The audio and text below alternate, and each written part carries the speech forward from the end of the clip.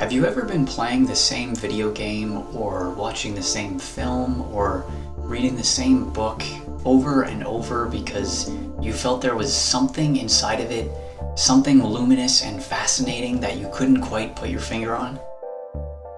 I had this experience while playing Megacrit Games' Slay the Spire, an addictive deck-building roguelike in which you repeatedly attempt to reach the top of a mysterious tower by defeating its residents with a selection of cards that you collect along the way.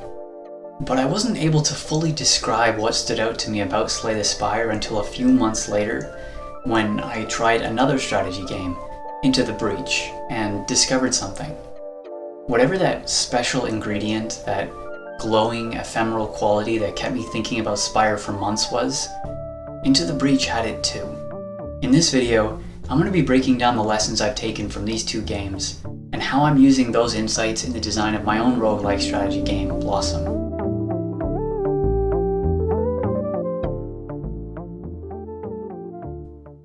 Slay the Spire is a game of many small choices. I often find when I play that about 70% of my thinking goes not into the choices I make in actual battles against enemies, but the hallway scenes in between, when I need to make choices about which cards to put in my deck. Into the Breach is a game about controlling giant mechs on a not-so-giant grid, whose entire face fits on the player's screen at all times. It's also a game of small elements combining for big impact, as you attempt to take your few robots with only 2 actions each and turn them into an effective defense against the alien bugs that threaten to wipe out humanity. Like Slay the Spire, Into the Breach has persistent choices throughout the game, this time occurring in the form of upgrades for your mechs. But where Breach really shines is in combining the individual actions of your units together for greater impact. For instance, you could poison an enemy with one mech, causing that enemy to take double damage from attacks, before targeting them with the other 2 and dealing significantly more harm than you could have by simply focusing on each mech individually.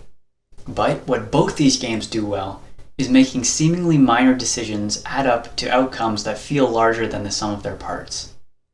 For example, in this run of Slay the Spire, I was playing as the Silent, a character whose style can include a barrage of low-cost cards that add up to big damage. I decided to add a card called Accuracy to my deck, which increases the damage of a zero-cost card called Shiv, which is free, meaning that it costs no energy to use, but normally would do low damage.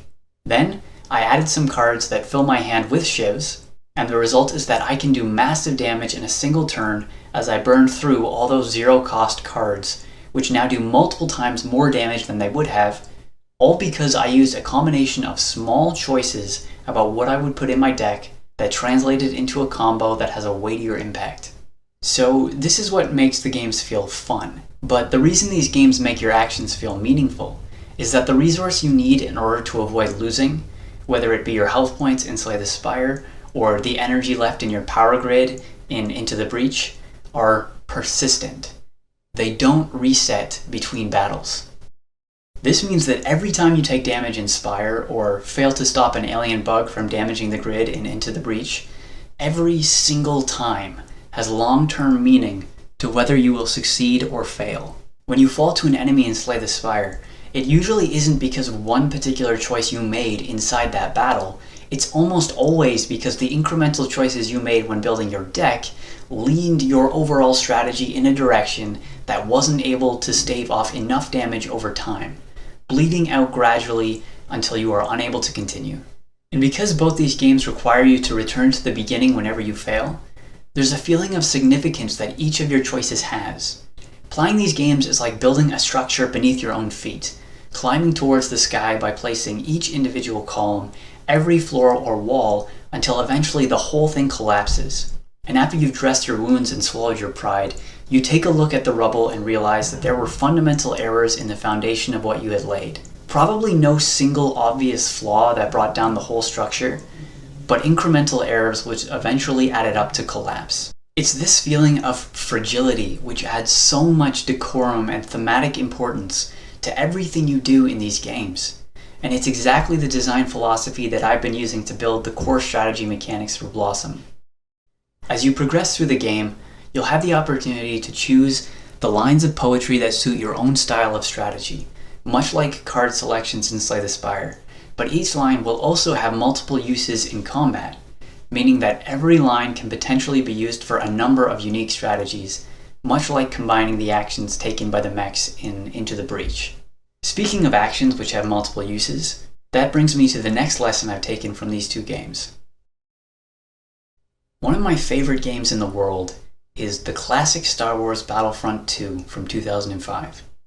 Something that really drew me to Battlefront when I first tried it as a wide-eyed kid who had mostly just been playing Zelda and Final Fantasy at the time is its inclusion of friendly fire. It might sound silly to those of you familiar with the shooter genre, in which this feature is certainly no oddity, but I didn't play a lot of shooters growing up, and the discovery of a kind of gameplay that made my actions impact my own team in exactly the same ways that it did my enemies was new and compelling. It made everything feel more visceral and important because I couldn't just spray my bullets, or lasers in this case, and hope for the best.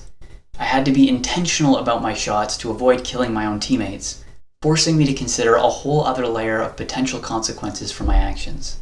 I hadn't given much thought to that concept again until I played Slay the Spire and Into the Breach, and realized that this principle applies to strategy games as much as, and probably even more than, first and third person shooters.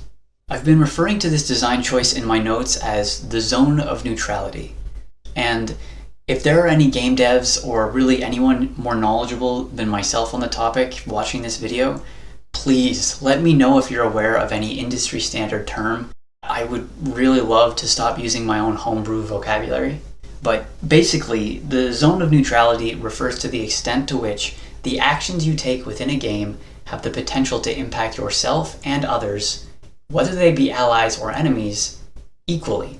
For example, the 2005 version of Battlefront 2 would be high in neutrality, because almost every input you have when you're in a firefight has the potential to harm your enemies or allies in pretty much the same way. If you hit an ally with your blaster fire, they'll suffer damage in an identical fashion as if they had been your enemy. This concept is something that caught my eye while I was learning the mechanics for Into the Breach, in which your mech's attacks target not individual units, but the tiles or direction where they stand. So if you shoot towards an enemy but one of your own mechs is standing in the way, you'll end up dealing the same damage or knockback, etc., to your own mech in the same way you would have if you had hit the enemy. One of the true joys of Into the Breach is manipulating this neutrality to knock enemies into the paths of one another's attacks, because while your actions might have neutral impacts, so do theirs, and you can exploit this by causing them to accidentally work against one another by cleverly shifting them around the board. So Into the Breach is also high in neutrality, though a little lower than Battlefront, because there are a few more ways in which the toys you get to play with are asymmetrical to your enemies.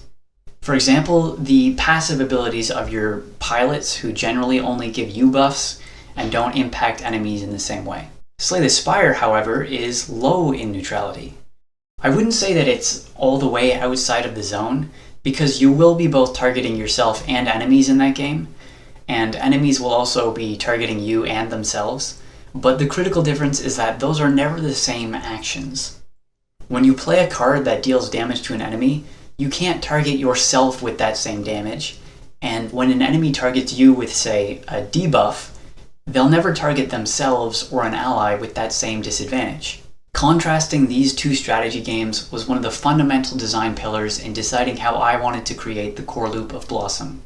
Into the Breach is very high in neutrality, while Slay the Spire is fairly low. I want Blossom to sit squarely in the middle, giving the player the chance to use combinations of poetry lines that can target both himself or his enemy, but leaving room for unique outcomes that can change depending on the target. As an example, the basic attributes of the game are hope, flow, and focus. These are the colored keywords that appear in poetry lines, and they tell you what each line does. If you target yourself with these keywords, you'll gain that much of each attribute. However, if you target an enemy with that same line, each keyword will count for 1 point of damage against them. This is the philosophy behind the foundation of combat in Blossom, that every action you're able to take in combat can target anyone, but it might have a different impact depending on who you targeted.